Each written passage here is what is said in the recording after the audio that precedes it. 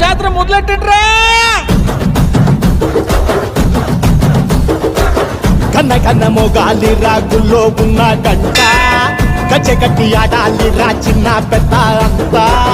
అమ్మవారి ఊరేగింపు అచ్చం కన్నుల పంట